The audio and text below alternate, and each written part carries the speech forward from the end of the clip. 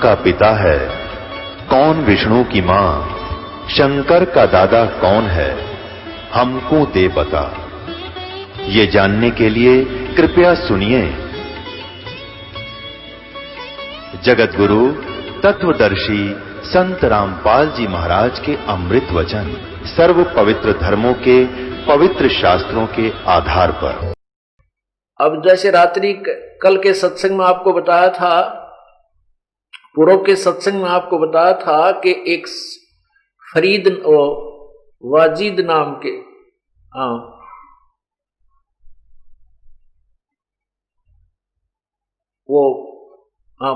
पहले सत्संग में बताया था, शेख फरीद नाम के जो महापुरुष थे जिन्होंने कुएं में उल्टा लटक के भी तप किया 12 वर्ष तक, उनका भी मोक्ष नहीं हुआ। प्रभु ने उनको उपदेश दिया, फिर उनको अपनी शरण में लिया। वो शेख फरीद भी वहां परमात्मा के चरणों में शिष्य रूप में रहा करते थे, आते जाते रहते थे। तो एक दिन शेख फरीद और कमाल और साथ में परमेश्वर वहां बैठे थे और 10-12 भक्त बैठे थे। कहने लगे, भाई मैंने ऐसे ऐसे भ्रमण करने चलना है, भक्तों के घरों में चलेंगे, उनको दर्शन देकर आना है। कौन कौन चलेगा मेरे साथ? 2 भक्त चलेंगे। कमाल कहता, जी मैं तो अवश्य चलूंगा, मेरे बिना तो आपकी कोई सेवा कर ही नहीं सकता। शेख फरीद कहने लगा, जी मुझे अपने दास को भी साथ ले लो, मैं भी आपके साथ चलना चाहता हूँ। अच्छा भाई ठीक है, तुम दोनों चलो। तो दोनों चल पड़े। उधर से परमात्मा के 3 प्राणी एक ही घर में शिष्य थे, सम्मन, उसकी पत्नी नेकी और पुत्र शिव अर्थात सेऊ। उसको सेऊ नाम से प्रसिद्ध था, नाम उसका शिव था। वो दिल्ली में रहते थे और मनियार थे। मनियार का काम होता था, चूड़ी पहनाया करते थे गांव गांव में, नगर नगर में जाके। दोनों ही बहुत गरीब थे। वित्तीय हालत बहुत ऐसी थी कि शाम का भोजन है तो सुबह का ना हो, ऐसी स्थिति थी। लेकिन भक्त एक नंबर के थे। परमात्मा कहते, टोटे में भक्ति करे सोए सही सपूत, ये मायाधारी मस्करे ना जाने कितने जालिए ऊत। राम रटत दारिद्र भला, भाई टूटी घर की छान, और वह सुंदर महल किस काम के, जहां भक्ति नहीं भगवान। उधर से वो तीनों प्राणी घर के सदस्य बैठे बैठे जिक्र कर रहे हैं, आपस में चर्चा चलती है भगवान की, रोज ही चर्चा चलती है, दिन खाली नहीं जाता। शायद दिन में भी कई बार चर्चा चल जाती है अपने परम पिता की महिमा की। तो तीनों प्राणी बैठे थे, भगवान की चर्चा हो रही थी। ऐसे चल रहा था कि उस भगवान, क्योंकि सिकंदर लोधी का रोग ठीक कर दिया, एक मरी हुई गाय को प्रभु ने जीवित किया, तो सिकंदर लोधी ने कत्ल कर दी थी, और श्री स्वामी रामानंद जी का सिर सिकंदर लोधी ने काट दिया था, वो भी जीवित किया। एक लड़के को जीवित किया, उसका नाम कमाल रखा। तो ऐसी ये कथाएं, वो क्योंकि मनियार और मनियारी का काम गांव गांव में, घर घर में जाकर चूड़ी पहनाना होता था, और चूड़ी पहनावा इतने परमात्मा की चर्चाएं सुनाया करती थी दोनों, सम्मन भी और वह नेकी भी। और यही बताया करते हमारे गुरु जी हैं कबीर जी, उन्होंने एक लड़का जीवित कर दिया, सिकंदर लोधी राजा ना, उसका इतना भयंकर रोग था, असाध्य रोग था, उसको भी ठीक कर दिया। तो कुछ एक तो हाँ भर लेते, कुछ एक न दबका देते, क्यों झूठ बोला करो सारा दिन, ये भी कभी हो सकता है। लेकिन वो अपनी परमात्मा की कथा को सुनाती रहती थी। तो एक दिन जैसे सम्मन सेव चाना था, 10-12 साल का हो गया था, 12-13 साल का, 14 का, तो वो भी बच्चों में बैठकर ये चर्चाएं क्या करता था। तो बच्चे कहने लगे, क्या कभी तुम्हारे घर में तुम्हारे गुरुजी आए हैं? वो लड़का कहने लगा, नहीं हमारे घर तो नहीं आए हैं। तो तुम्हारे घर गुरुजी तो उन राजाओं के घर जाते हैं, पैसे के लालची हैं, तुम गरीबों के घर में थोड़ा ही आएंगे। तो ये बातें उस लड़के को खटका करती थी। उस दिन चर्चा चल रही थी और माता पिता के सामने बच्चे ने प्रश्न किया कि माता पिता, क्या कभी गुरुदेव हमारे घर भी आ जाएंगे? तो उन्होंने कहा बेटा घर में आने उन्होंने कोई ऐसी बात नहीं है कि हमारे घर ना आवे, बाकी बेटा उनके शिष्य बहुत गने हैं, लाखों की संख्या में शिष्य हैं, किस किस का जाएंगे। लड़का कहता है कि हे माता पिता एक बार गुरुदेव हमारे घर आ जाए, मेरी इच्छा है, एक दिन हमारे यहाँ दर्शन दे जावे। बच्चे ऐसे ऐसे कहते हैं, ऐसे ऐसे कहते हैं। तो माता पिता कहने लगे बेटा वो तो उनकी मौज है, आ भी जाओ, और इन बच्चों की लोगों की बातें बनी आया करते, अपन अपना कर्म बनाने हैं, अपनी क्रिया करो, और वो हमारे साथ ही रहते हैं, दूर थोड़े भगवान हमसे। नहीं बहुत तो फिर माता जी ठीक है, पर पिता एक बार घर आ जाए ना, बस फिर तो कहना है क्या। वो ऐसे बातें करी रहे थे, वो तो परमात्मा तो अंतर्यामी है। कहते हैं जहां उनको जहां जन की महिमा सुनो तहां मैं गौन करते, वो तो नगर अमान है जहां मेरे प्यारे संत। जहां मैं मेरी बात किसी मेरे प्यारी आत्मा के मुख से चर्चा सुनता हूं वहीं पहुंच जाता हूं, और जहां ऐसी मेरी भक्त संत पुण्यात्मा रहती हैं वो नगर वो गांव तो कहते हैं खुशी खुशी से बसता है, वो तो निश्चिंत रहता है। अब इतने में परमात्मा और वो तीनों परमात्मा कबीर जी साथ में वो शेख फरीद और कमाल तीनों आकर द्वार पर खड़े हो गए। कच्चा मकान था, सामने एक झोपड़ी डाल रखी थी, एक बीच में पीछे जाकर उनके रहने की झोपड़ी थी, और सामने वह एक गेट था, उसके सामने खड़े होकर के आवाज लगाई, भाई सम्मन, अरे सम्मन है क्या घर पे। तब नेकी कहती है कि गुरुदेव का आवाज आई, गुरुदेव की आवाज है। सम्मन कहता है गुरुदेव की आवाज यहाँ कहाँ होगी बावड़ी, इतनी दूर, कहाँ बनारस, कहाँ ये दिल्ली। आप चर्चा कर रहे हैं ना, इसलिए आपके कानों में वही आवाज गूंज रही है जो सत्संग में सुना करते हो। इतने में फिर आवाज आई, भाई सम्मन है क्या। तब नेकी बोली देख आवाज आ रही है। तीनों के तीनों नंगे पैरों भाग दिए, यानी पीछे बैठे चर्चा कर रहे थे, दिन शाम का समय था, और भागे गए। तीनों ने देखा हुए तो तीनों जाकर के द्वार पे खड़े हैं, ऐसे खड़े रह गए जैसे ये स्वप्न है सत्य है।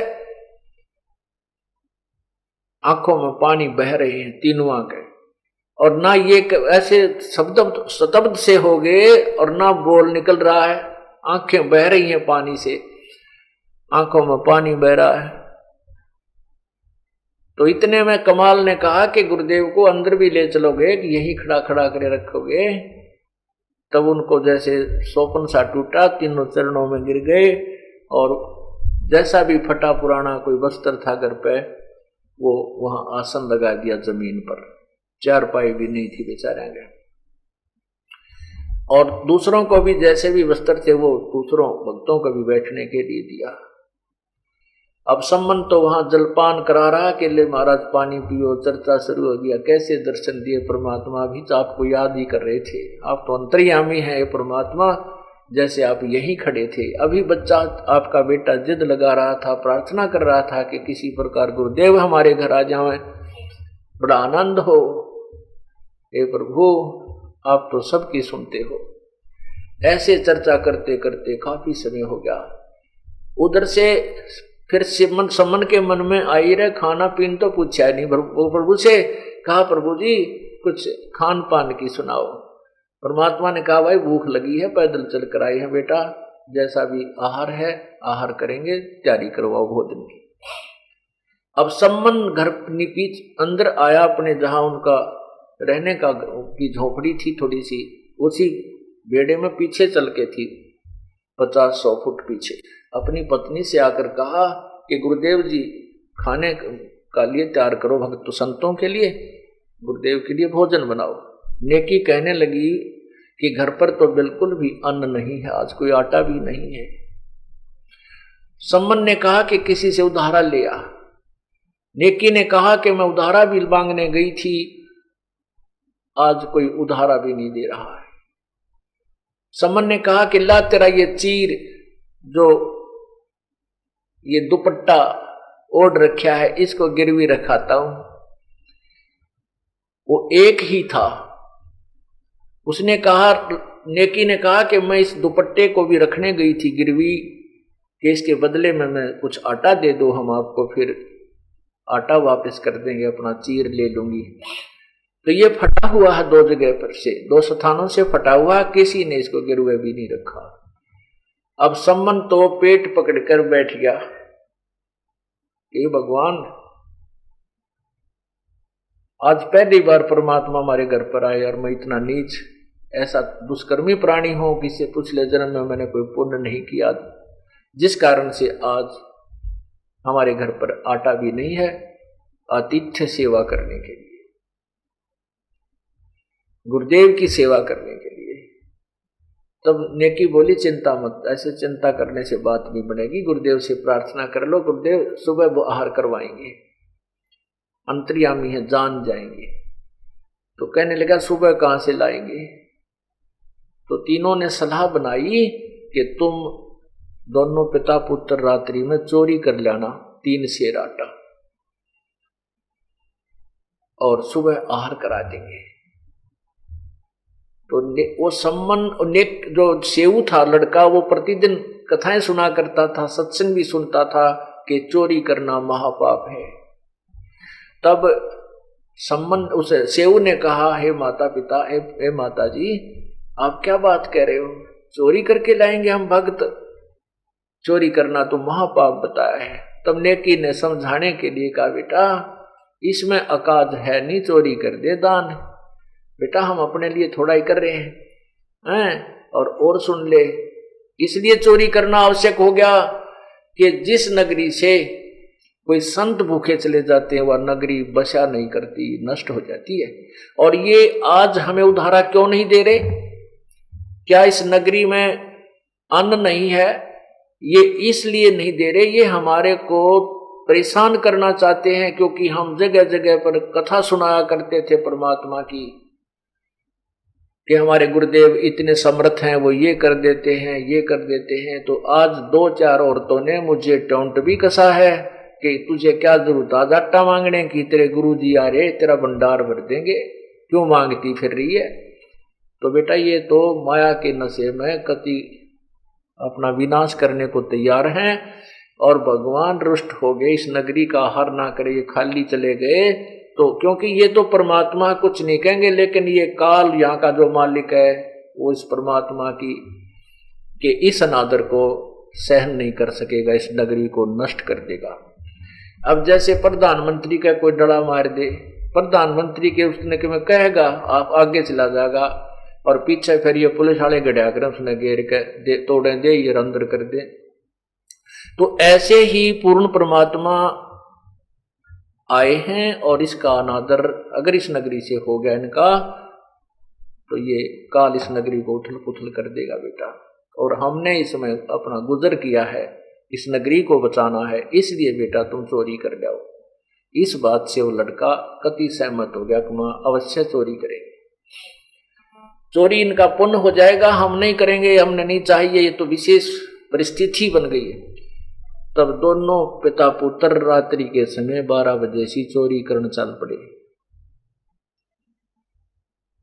और एक सेठ की दुकान में सेंध लाली, एक पाड़ लाया करें गोड़, कुछ इतना रास्ता बना लिया, आदमी लेट कर उसका मुंह सिर देकर अंदर घुस जा घर में और चोरी करके वापस निकल जा। तो वहां सम्मन कहने लगा, बेटा तू बाहर खड़ा हो जा, मैं लाऊंगा अंदर से चोरी करके। तो लड़का बोला, नहीं पिताजी मैं लाऊंगा, मैं बालक हूं, यदि मैं पकड़ा भी गया तो मुझे माफ कर देंगे बालक समझ के, और आप पकड़े गए तो पिताजी आपकी गर्दन कटवा देगा। इस सेठ का राजा तक, यहाँ के नवाब तक पहुंच है। तो सम्मन कहने लगा, बेटा यदि तू पकड़ा गया और तुझे ये मारवा देगा तो मैं कहाँ मरूंगा, कहाँ जाऊंगा बेटा, मैं कैसे जीऊंगा, नहीं तू बाहर रहे। तब सम्मन सेऊ नहीं माना, नहीं पिताजी आप मेरी बात मानो, हम बच्चों को तो माफ कर दिया जाता है। अच्छा, सम्मन ने कहा बेटा फिर ऐसे करना, केवल 3 सेर अंदाजा सा, ज्यादा मत लाना, हमने इसको छुए भी गए, केवल 3 अतिथियों के लिए लाना है, गुरुदेव के लिए और भक्तों के लिए।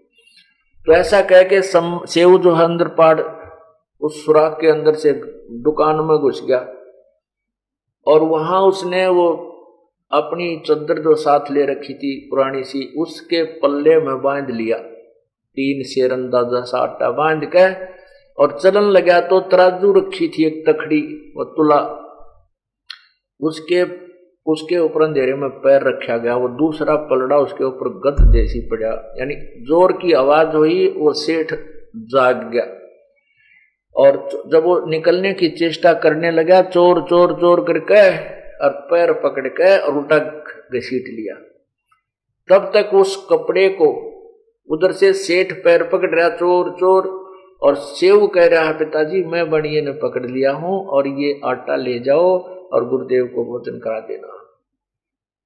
उसने वो पोटली बाहर फेंक दी और बानिए ने पकड़ के उल्टा घसीट के और वो खंबे का बांध दिया, थाम का जो अंदर एक सपोर्ट होती थी मकाना में जैसे पिलर होते, उसका बांध दिया और फिर पहचान के चाश के माचे से दीवा देवा ला के कहने लगा अच्छा भगत बने फिरा करते, आज खुल गई थारी पोल हैं चोरो, वो थारे गुरुजी है ना चोरी कराना आते हैं, हमने पता था पहले ही, वो आ रहे हैं ना जब हमने बेरा पट गया था हैं, उपसन भेजे तुम चोरी करने, उतरा गजब हो। अब सम्मन उस लड़के के मन में न्यू आ गई है परमात्मा देख गुरुदेव की सेवा तो कर नहीं सके, ये कलंक और लवा दिया, अब ये लोग उस गुरुदेव को भी दुखी करेंगे। तो इसलिए तरकीब सोची उसने। तो उसने सेव ने कहा लाला जी क्यों गुस्से में हो रहा है, 3 सेर आटा ले गए तेरा उल्टा दे देंगे कभी कमा कमू के, और देख ले जब कुछ भी चीज तेरी छेड़ी होता हमने ऐसे गुरुजी आ रहे हैं उनका आहार कराना था, ये जरूरी था ना। बोला हाँ ये पता चलेगा तेना सुबह देखना राजा का पेश करूंगा और ये ले तुम्हारे गुरुजी को। तो उस लड़के के मन में ये आ गया कि मेरे पिताजी आ जाए मेरी गर्दन काट लेकर और लोगों का दर्दे करने, और बनिया जो है डर जाएगा, यू शरीर को की तब फेंक क्या होगा यू बताओ भी कोई ना किसी का के। और कहानी बन गई, मर्डर हो गया इसकी दुकान में, ये जिक्र भी नहीं करेगा। इस दृष्टिकोण से उधर से नेकी के मन में यह बात आ गई, सम्मन ने जाकर कहा ले नेकी 3 सेर आटा ले आया हूं।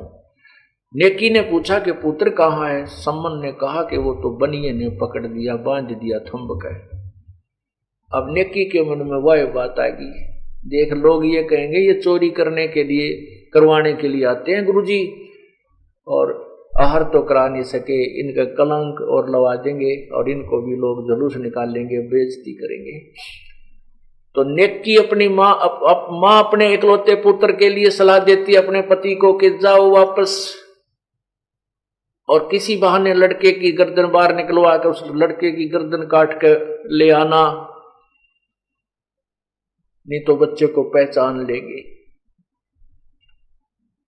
अब उनको ये नहीं मालूम था कि ये सम्मन बनिए ने पहचान लिया होगा, लेकिन नेकी की यह सोच थी।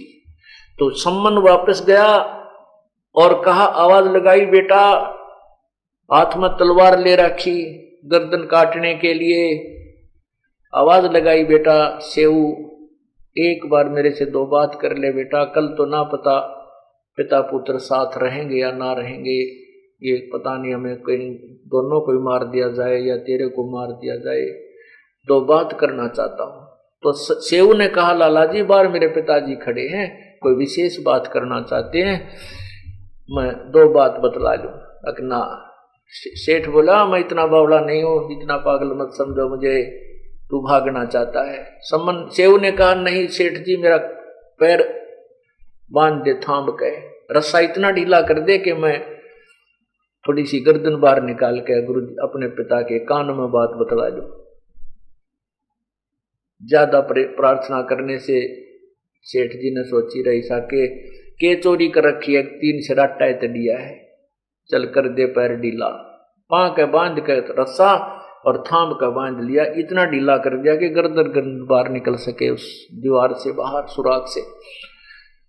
तब सम्मन के हाथ पीछे था, छुपा रखी थी तलवार के, लड़के को पता ना लग जाए, लड़के को चिल्ला पड़े शोर ना करके। लेकिन पिता था, गर्दन पे हाथ नहीं उठा, एकदम जाम हो गया हाथ, पीछे ना आगे ना आया कोनी। तब लड़का कहता है, पिताजी एक कान में बात बताता हूं, आप कान करो मेरी तरफ। कहा बेटा बता, कि यदि आप मेरे पिता हो, मैं आपका अंश हूं, तो मेरी यह बात आपने माननी पड़ेगी। कहा बोल बेटा क्या बात है? कि मेरी गर्दन काट दे पिताजी, नहीं तो बात बिगड़ जाएगी। ये सेठ कह रहा कि तुम्हें वहां तुम्हारे गुरुजी को भी पकड़वाऊंगा, तुम ये चोरी करवाने आता है, मेरी गर्दन काट दे, जो बढ़िया जागा डर और इस शरीर ने की तो बाहर डाला होगा दूर। इतना कहते ही बच्चे के मुख से ये बात हिम्मत की सुनकर पिता का हाथ जैसे करंट आ जाकर इतनी तेजी से चला और उसकी काट कर गर्दन और शीश को उठाकर घर ले गया। अब सेठ ने सोची तेरे बारे में आगे कत्ल हो गया, 302 का मुकदमा तेरे पर बनेगा। वो तो कह देंगे हमारा बेटा मार दिया इसने। तो सेठ ने क्या किया, उस लड़के के पकड़ कर पैर सब के बिना सीसाड़े के उठा के घसीटता और उसको पजावा था। पजावा बहुत मैदानी किलन होते हैं, वो मैदानी भट्ठे जैसे ऊंचे ऊंचे बन जाते हैं, उसमें खंडर से उस पजावे में गिरा जाकर रात में अकड़ फिरा, किसका नाम लगेगा मेरे द्वार से। और अपना जो सुराख बना रखा था चोरी करने का, वो बिल्कुल लीप ल्याप के और भी काफी जगह लिप ल्याप कैसी कर दी क्या कोई चोरी मेरे घर से हुई ही नहीं। अब जब सम्मन लेकर के शीश को घर पहुंचा तो नेकी बोली कि वापस जा और उसी दुकान से लड़के का शव सेठ घर नहीं रखेगा, कहीं दूर फेंक के आएगा जंगल में, और कोई पशु पक्षी खराब ना कर दे, जल्दी ला उठाकर उसके निशान पाओगे आपको जहाँ के वो ले गया होगा, क्यों दूसरे ने भी ना बुलावे चोरी के काम में तो सेठ जी, तो वो निशान मिलेंगे वहां बच्चा पाओगा, उसको उठा लाना। ऐसा ही किया सम्मन ने, उन निशानों के साथ साथ गया तो वहां से लड़के के शव को चद्दर में छुपा कर घर लाकर कोने में रख दिया और शीश रख दिया अलमारी के ताक में, एक पार्ट में अलमारी में रख दिया। लड़का कटा पड़ा है, इकलौता पुत्र है, और दोनों माता पिता कहते हैं कि गुरुदेव को महसूस भी नहीं होना चाहिए कि हमारा लड़का की मृत्यु होगी है, इसका जो नहीं तो आहार नहीं करेंगे और रोना नहीं है, बिल्कुल भी कच्चा दिल नहीं करना है। तो उसी समय इस इनकी ये सारी रात की रिहर्सल में दिन निकलना हो गया, सूर्य उदय होने वाला हो गया। नेकी ने वक्त बहुत सुबह उठे 8 तरह थी, नहा धो के और खाना तैयार कर दिया। और शाम को परमात्मा ने ये कहा था भाई सुबह हमने जल्दी जाना है, आहार तो सुबह करेंगे, तो भूख सी को नहीं रही। अंतर्यामी थे, उनको पता था, वो तो सब जाने थे क्या कुछ हो रहा है, लेकिन उस कमाल का सिर फिर चुका था, उसको सेट करना था परमात्मा ने, और उधर से अपने बच्चों के और कर्म बनवाने थे।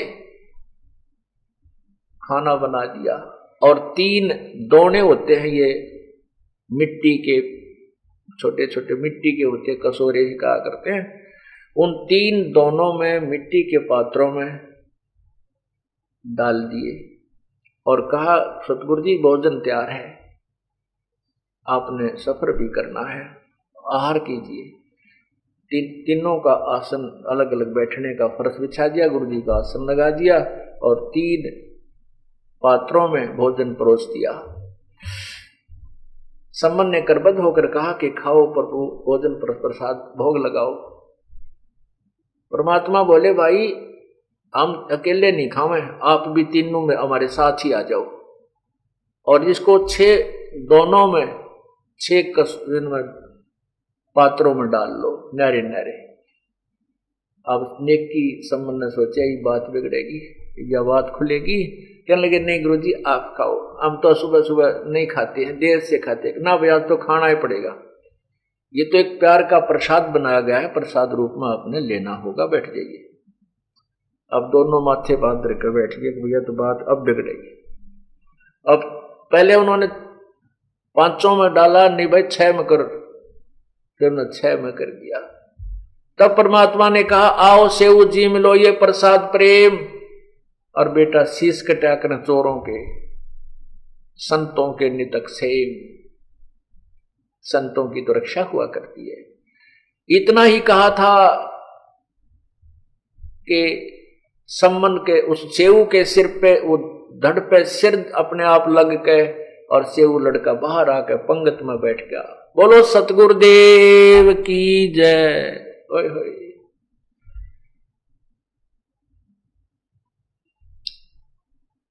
अब माता पिता को शंका होगी कि ये वही लड़का है कि नहीं।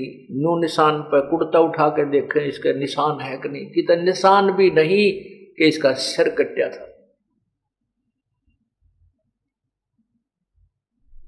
अब क्या कहते हैं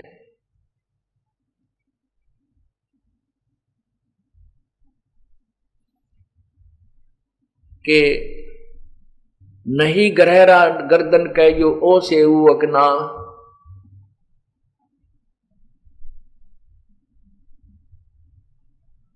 अब पुण्यात्माओं इस परमात्मा की महिमा से हम लोग परिचित नहीं थे। वही प्रमाण ले लीजिए कि ताम्र ध्वज को जीवित किया मोर ध्वज के लड़के को, और इस परमात्मा ने जीवित किया उस सम्मन के पुत्र सेऊ को। ये तो पैरेलल जो है ना, एक जैसा ही उसके समांतर उदाहरण समझो। फिर ये भगवान क्यों नहीं माना? क्योंकि ये जुल्हे के घर में आ गए थे। अगर ये श्री कृष्ण जी और श्री रामचंद्र जी की तरह किसी राजा के जन्म ले लेते और 5-7 न गढ़ देते तो ये आपका प्रभु मान लिए जाते। श्री कृष्ण जी ने शिशुपाल मारा, चानूर मारा, कंस मार दिया, जरासंध मारा है, तो इसलिए वो भगवान मान लिए। ठीक है, वो भी प्रभु हैं, लेकिन ये भगवान मारने वाले नहीं, केवल जीवित करने वाले हैं। ये सुख देने वाले हैं, दुख देने वाले नहीं है। जैसे गीता जी अध्याय नंबर 15 के श्लोक 17 में कहा कि उत्तम पुरुष तु अन्य परमात्मा इति उदारते। परमात्मा उसे कहते हैं जो केवल सुख दे दुख ना दे। इसको भगवान, ये है परमात्मा की जो है वास्तविक संज्ञा। ये भी भगवान है। कसाई जैसे बकरे पालता है वो भी उनका मालिक है। वो स्वार्थवश पाल रहा है, उनको सेवा भी करता है, उनको सारा आहार भी खिलाता है, सुरक्षा भी करता है, लेकिन उसका स्वार्थ कुछ और ही है। वो भी मालिक है। और ये परमात्मा वास्तव में ये परमात्मा है, ये दुख नहीं देता, सुख ही सुख देता है। सतलोक में जाने के बाद किसी की मृत्यु नहीं होती। इसके राज्य में, इसके लोक में कोई मृत्यु को प्राप्त नहीं होता। वहां कोई कष्ट नहीं, कोई राग नहीं, कोई द्वेष नहीं, किसी चीज का अभाव नहीं। अब कमाल से परमात्मा ने कहा कि कमाल देखा भाई श्रद्धा तूने, कमाल तो शुक्र गया कति ने बुलाए भगवान, हम तो पासिंग भी कोई नहीं भगता की कुर्बानी के। तो बेटा बड़े बोल नहीं बोलने चाहिए। तू क्या कहता कि मेरे जैसा समर्पण किसी का नहीं है। अब आपको परमात्मा की महिमा सुनाते हैं। परमात्मा कबीर गरीबदास साहिब जी की अमृतवाणी में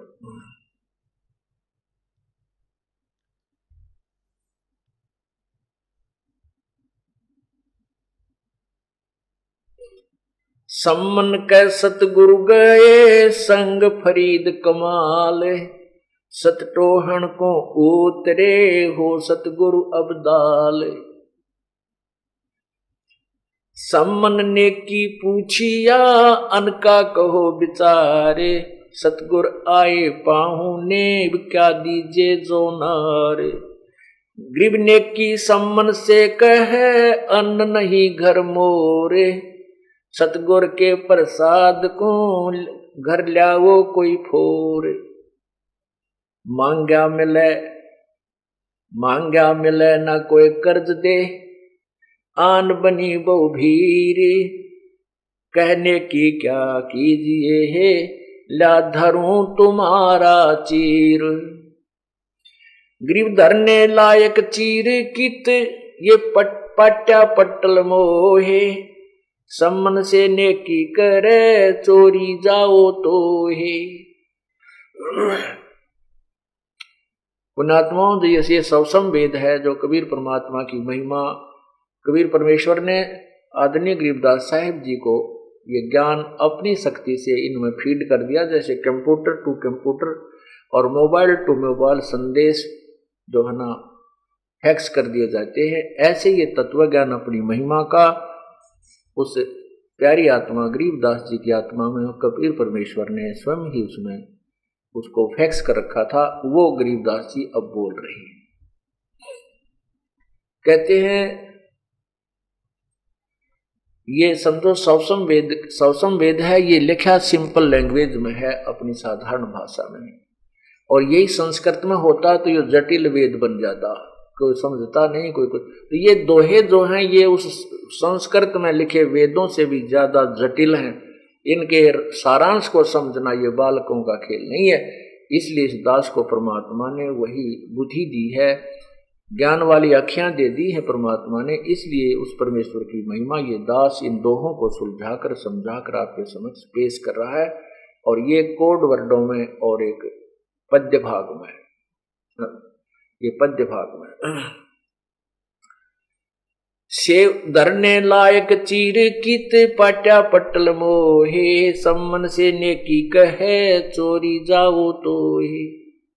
ये पटा हुआ शरीर है, इसकी किसी के गिरवी रखने योग्य भी नहीं है, तुम चोरी कर लाओ तो सेव कहता, सेव गरीब सेव माता से कहे चोरी खट्टा खाही, माल बिराना मुसहरे जिनके सर्वस जाही। सेव कहने लगा जो चोरी करके खाते उनका तो सर्वनाश होता है माता जी, जो बिराना माल खा करके अपना निर्वाह करते हैं वो कभी बचा नहीं करते, उनका विनाश होता है। माता पुत्र से कहे सुन से उसुर ज्ञान, या मैं नहीं अकाज है भाई चोरी कर दे दान।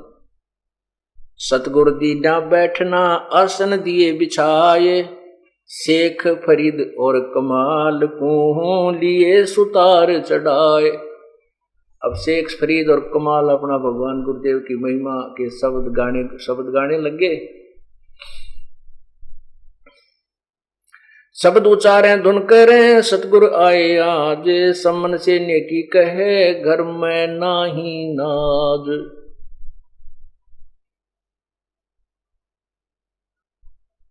अर्धरात चोरी चले सेऊ सम्मन साथ, अर्धरात रात्रि आधी रात को, अर्धरात चोरी चले सेऊ सम्मन साथ, कुंभल दीना जाय कर नाज लग्या ता हाथ। कुंभल में सेऊ बड़े लाई बड़ी जुबेर, हम तो फाका ही रहे तुम लाइयो 3 शेर। सम्मन आवाज लगा रहा, बेटा तू गणिया का बहुत देर लगा दी, केवल 3 शेर लाना, ज्यादा नहीं लाना। 3 शेर अन बांधे करे पहले दिया चलाए, पीछे बनिया पकड़िया पीछे बनिया जागिया सेऊ पकड़ा आए। चोर चोर बनिया करे सेऊ पकड़ी मोने, चुप हो गया सेऊ। अठाडों का ही बोल है 3 शेर लिया चून। सेऊ बोला लाला जी क्यों गुना ठाडो बोला है, 3 शेर आटा तो लिया है, क्यों रोला मचा रहा है। चोर चोर बनिया करे सेऊ पकड़ी मोन, ठाडों का ही बोलिए 3 शेर लिया चून। बनिए रस्सा घाल कर दिया खंभ से बांध, सम्मन डेरा ले गया नेकी रोटी छांद। गरीब कर लिया एक हाथ में उल्टे चले समन, सेऊ टुक बतला ले भाई सुनना पड़ा भवन ने। बेटे तेरे बिना हमारा तो महल सुनना है, खाली पड़ा है, 2 बात करनी है तेरे हाथ में तलवार लेकर जगया। बनिया से सेऊ कहे बार हमारा बाप, झूठी साख ना बोले हूँ शीश चढ़े मोय पाप। खंबा से पग बांध दे बाहर काटो शीश, 2 बात बतला लूं यो साक्षी है जगदीश। तो सम्मन कहता, पिता शीश सिर काट ले सन्मुख कर चलाए, ताक बीज धर दीजिए बनिया पकड़े पाए। सम्मन कर चलाइया सम्मुख काटा शीश, काटत ही कस क्या नहीं, दर्द है बसवे 20। शीश काट कर ले गया ताक बीच धर दीन, नेकी करे रसोईया वो ज्ञान ध्यान परवीन। सम्मन तैने की करी सेऊ का सिर काट, तन देही कित डारिया फेरा करियो हाथ।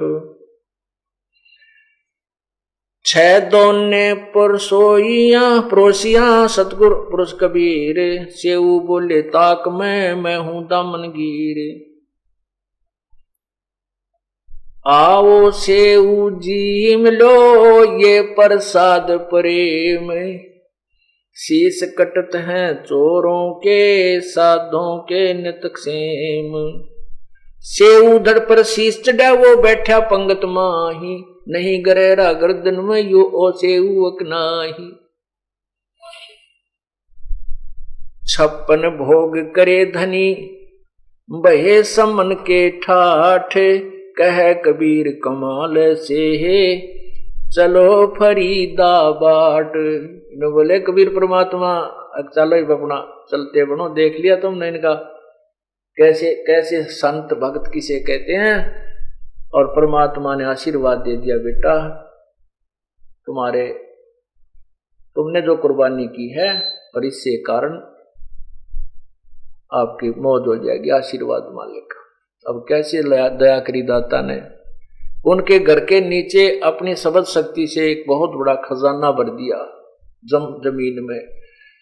महीने 2 महीने के बाद उनके मन में प्रेरणा की, कुछ चूड़ी चाड़ी बेचने का काम ठीक चल पड़ा, 100-200 रुपये हो गए। उन्हें सोची अरे ये कुदरती हो, हम व्यक्ति के पास पैसे होए ना, मकान बनाने लग गया करो, वो मकान में जरूर लाया करे, पैसा होते ही मकान बनाने की चेष्टा करता। तो उसने उन्हें सोची कि एक या झोपड़ी सी टूट गई है ना, ठीक कर लें और बढ़िया सा मकान बना लें थोड़ा ठीक सा। वो नीचे जमीन खोदने लगे तो वहां खजाना हाथ लग गया। परमात्मा ने स्वप्न में उनको दर्शन दिए कि इसको उजागर नहीं करना, अपना विधि से इसका धीरे धीरे कोई बिजनेस व्यापार का बहाना करके तुम इसको ऊपर उठना। कहने का भाव ये है कि वही सम्मन पूरी दिल्ली में 1 नंबर का सेठ को कहलाया उसी जीवन में, जबकि समय पर टूक भी नहीं था। क्या कहते हैं, सत मत छोड़े सूरमा सत छोड़े पतजा, और सत के बांधे लक्ष्मी या फेर मिलेगी या। द्वार धनी के पड़ा रहे और धक्के धनी के खा, और 100 काल झकझोल ही पर द्वार छोड़ नहीं जा। फिर देख परमात्मा के हैं, फिर देखना मेरे हाथ, फिर देखना मेरा कमाल। अगर तू डटा रहा, दिल डांट लिया, तेरे मेरे शरणों में पड़ा रहा, एक दिन तेरी सर्व मनोकामना पूर्ण कर दूंगा।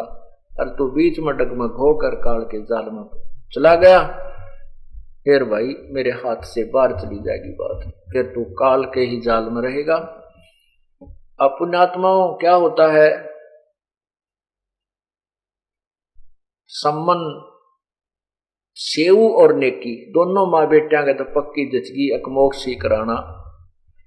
ये संसार में कितनी बार जन्म लिए, कितनी बार मर लिए, ये बिराज माटिया संख्या बार बोली। दोनों माँ बेटियां न डट कर भक्ति की, वो तो अपने सतगुरु लोक में चले गए। और सम्मन पिता था, मुखिया था घर का, उसके मन में यू खोट रह गया, क्योंकि इकलौता पुत्र अपने हाथ से काटा बाप हंसी खेल नहीं है।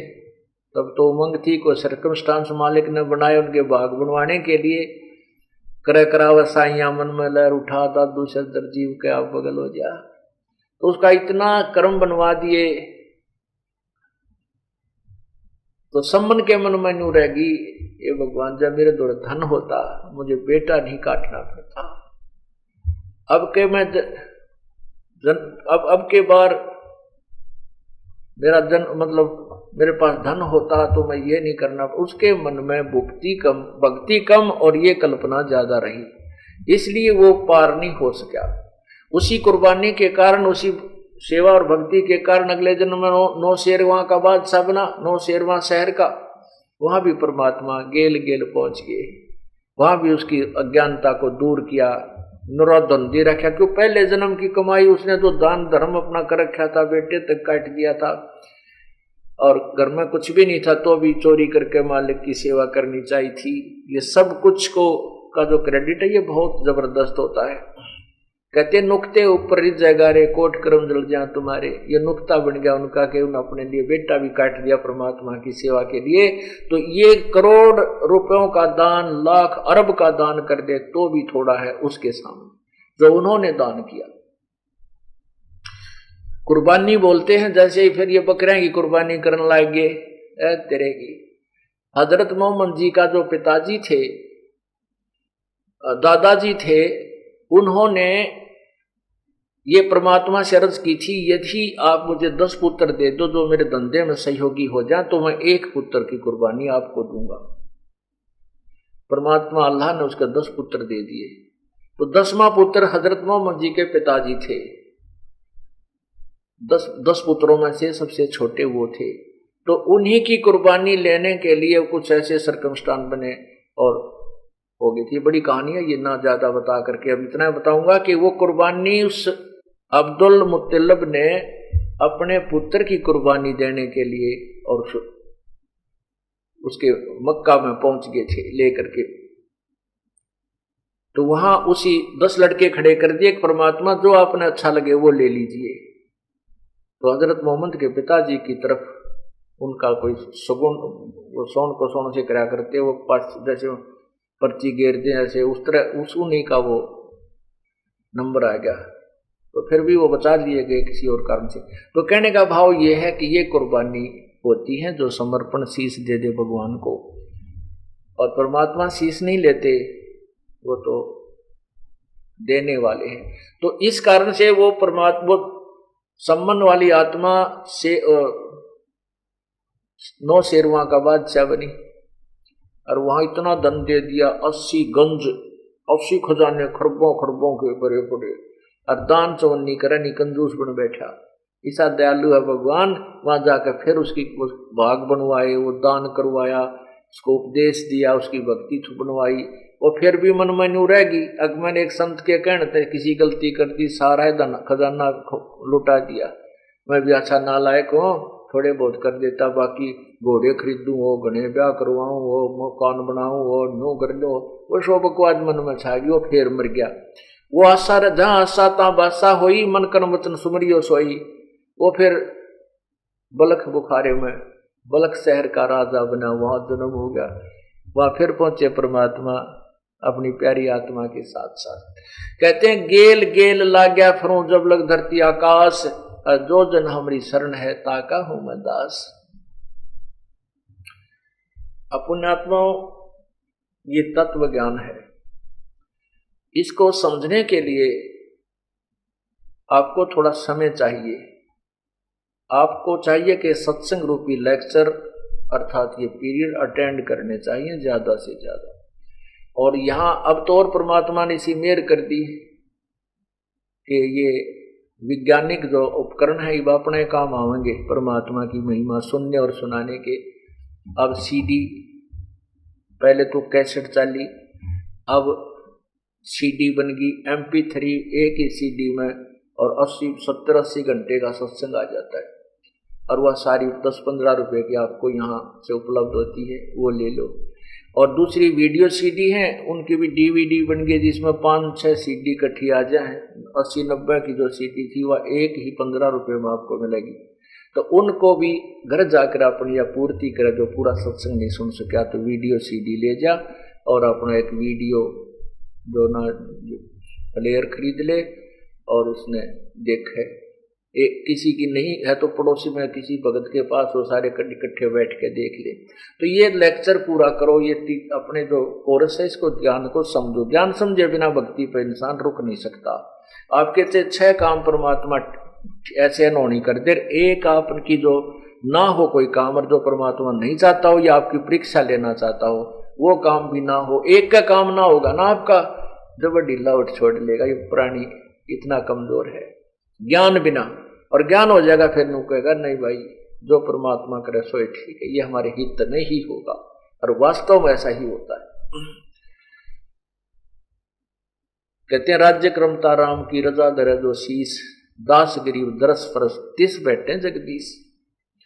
अब ऑपरेशन थिएटर में हम लोग लेटे हैं तो ऑपरेशन थिएटर में मरीज की नहीं चल रहा, फिर वहां तो डॉक्टर की चलेगी। और डॉक्टर वहां मरीज अपनी चलाना चाहता है तो वो फिर किसा मरीज है भाई, आया क्यों था ऑपरेशन यहाँ हमारे हॉस्पिटल में।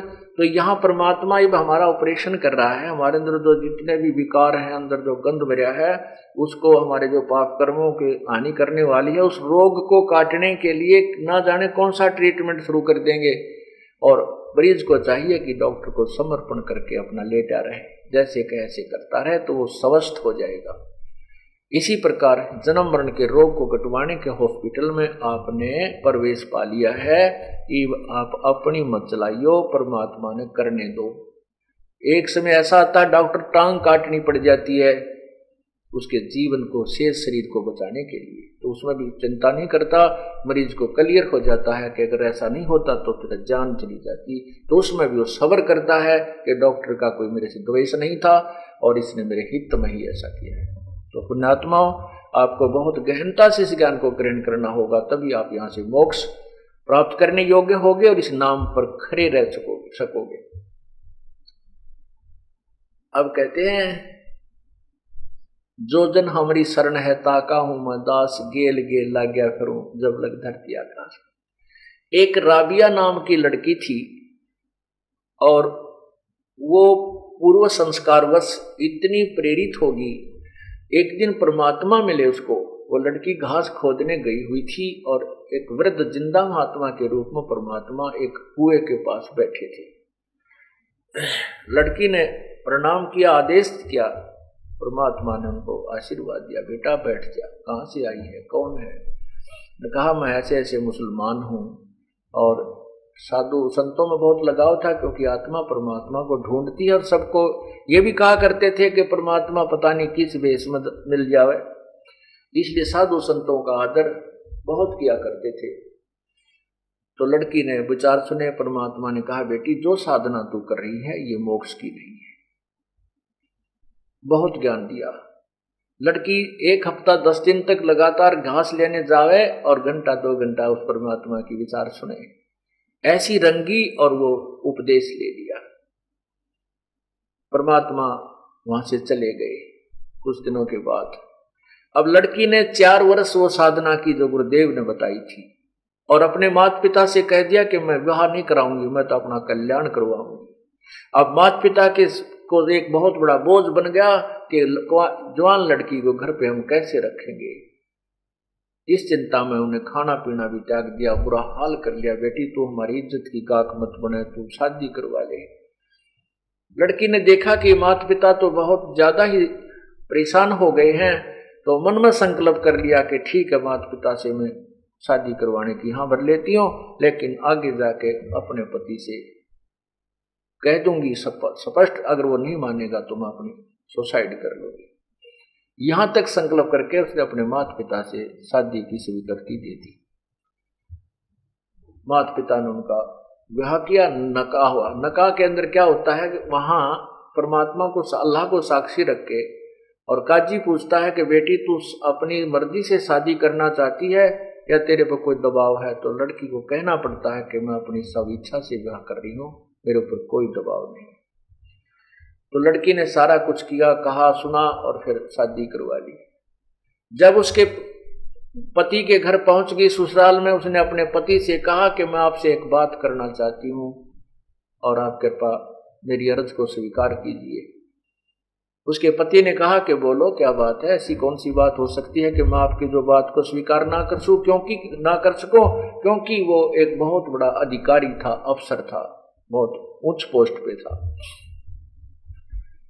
तो लड़की ने कहा कि मैं आपको अपने दिल की बात बताना चाहती हूँ, मैं संतान उत्पत्ति नहीं करूंगी, मैं अपने मोक्ष कराना चाहती हूँ, मैं भक्ति करूंगी, और यदि आप मेरी बात मेरे साथ जोर जबरदस्ती करोगे तो मैं सुसाइड करूंगी, ये मेरा अंतिम फैसला है। तो उसने कहा कि वो बहुत नर्म आत्मा का आदमी था, भगवान से, अल्लाह से डरने वाला था, वो मुसलमान। उसने कहा राबिया कारण बता क्या है। या तो तूने नकाह के समय जब आपका हमारा ब्याह हो रहा था वहां मना कर देना था, तेरे पर कोई दबाव था क्या? कहा कुछ दबाव था मेरे ऊपर, आपका नहीं था, मेरे माता पिता का था। वो क्या था? सारी कहानी बताई। समाज के डर से मेरे माता पिता ने मुझे विवश कर दिया शादी करने के लिए, और इसलिए मैंने शादी करवा ली। अब आप सोच लो जो आपने करना है, मेरा फाइनल फैसला है। तो उसने कहा कि देखो राबिया, जैसे आपके समाज है और आपके माता पिता को समाज का डर था, ऐसा मेरा भी समाज है। और यहां यदि संतान उत्पत्ति नहीं होगी तो फिर बात बिगड़ेगी। संतान के लिए विवाह किया जाता है। तब उसने कहा कि आप सोच लो जो भी आपने करना, मेरा तो अंतिम फैसला है। तो उस पुण्यात्मा ने सोचा भाई मैं क्यों इसके बीच में बाधक बनूं, पाप का भागी हो जाऊंगा। कहने लगा राबिया बात सुन ले, मेरी दृष्टि में तो मेरी बहन के तुल्य होगी, लेकिन समाज की दृष्टि में तुझे मेरी पत्नी के रूप में रहना होगा।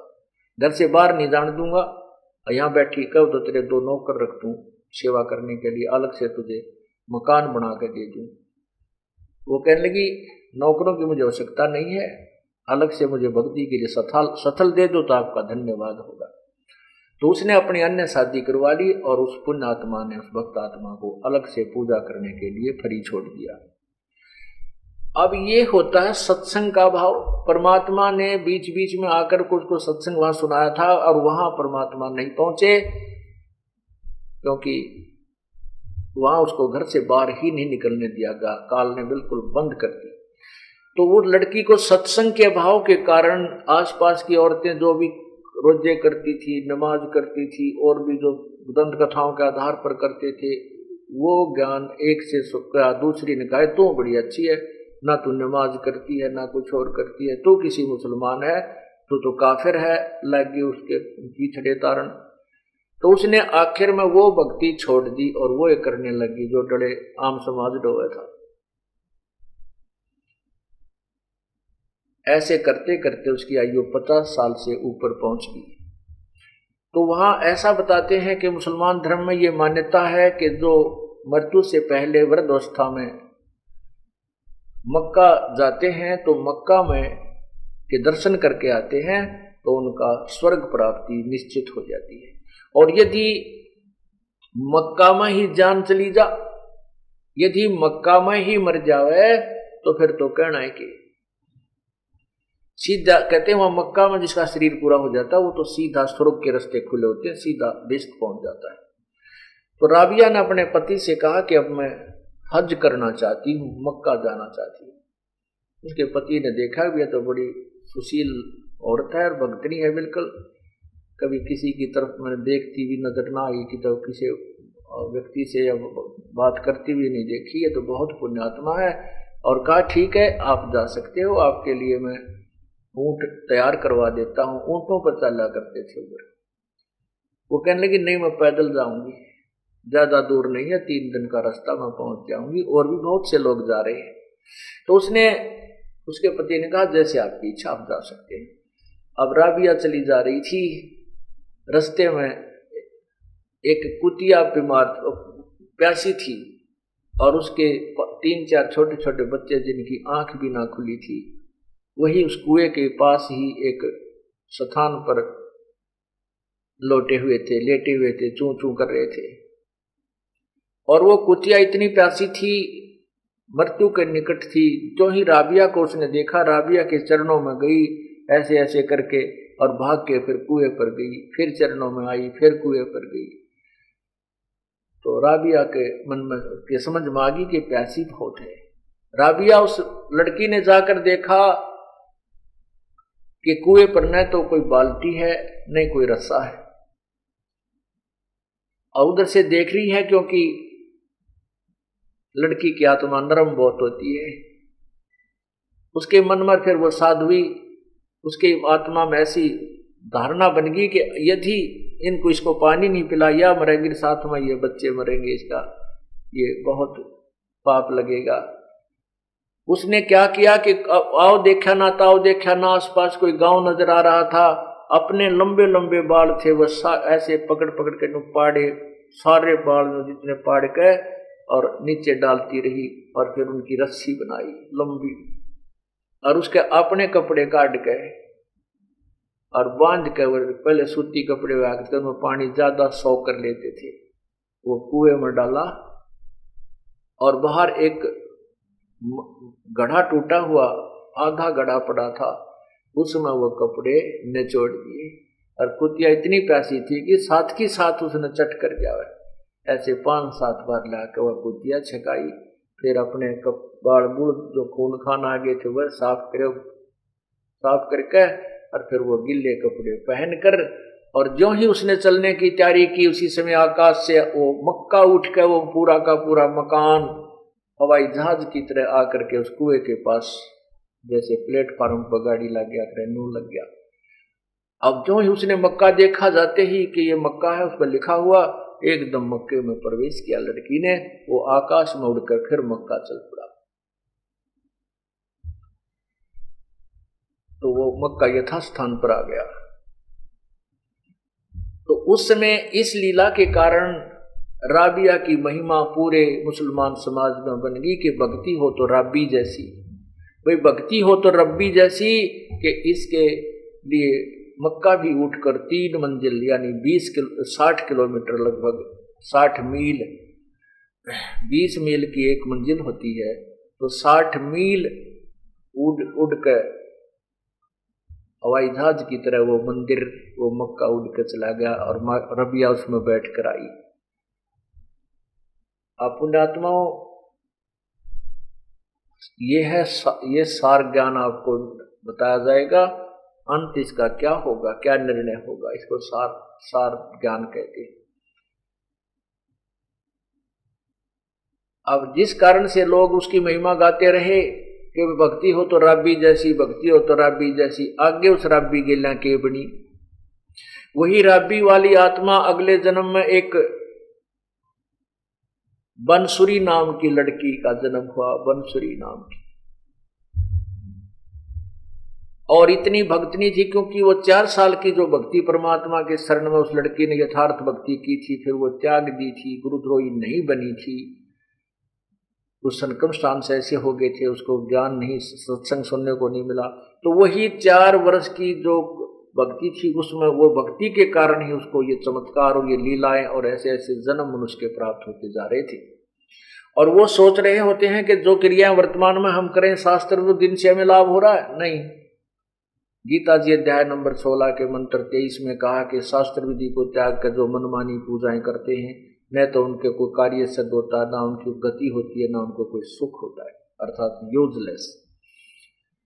अब पूर्व जन्म की वह साधना जो परमात्मा के संग में की थी, तो वह बनसुरी नाम की एक लड़की बनी और उसने ये सुना ज्ञान के यदि मक्के में शरीर पूरा हो जाए, मृत्यु हो जाए, तो कहते हैं सीधा स्वर्ग जाता है।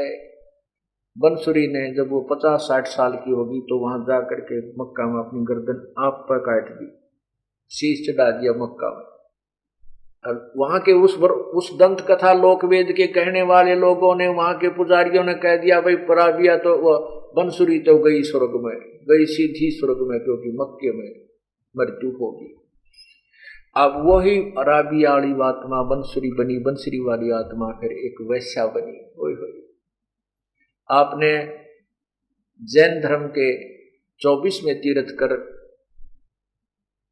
श्री भगवान महावीर की लीला देखी, उसमें लिखा कि 60 लाख बार तो वो वैसा बना, 60 करोड़ बार गधा, 30 करोड़ बार कुत्ता, 20 करोड़ बार बिल्ली, और फिर देवता भी बना, फिर 84 लाख होगी। अब फिर वो वैसा बनी, वैसा का शरीर पूरा करके उसका फिर केवल एक 12-13 वर्ष की आयु का मनुष्य जीवन शेष बचा था। वो शेख तकी सिकंदर लोधी का जो धार्मिक वीर था, उसके घर लड़की का जन्म हुआ और 12 वर्ष की होकर वह लड़की मृत्यु को प्राप्त हो गई। उसको कब्र में दबा दिया गया, कब्र में उसका अंतिम संस्कार कर दिया गया, जा चुका था। उधर से कबीर परमात्मा सिकंदर लोधी के साथ काशी पहुंच गए थे। अब पुण्यात्माओं परमात्मा की वचन एक भी खाली नहीं है कि जो जन हमारी शरण है ताका हूं मैं दास, और गेल गेल ला गया फिरो जैसे जब तक धरती आकाश।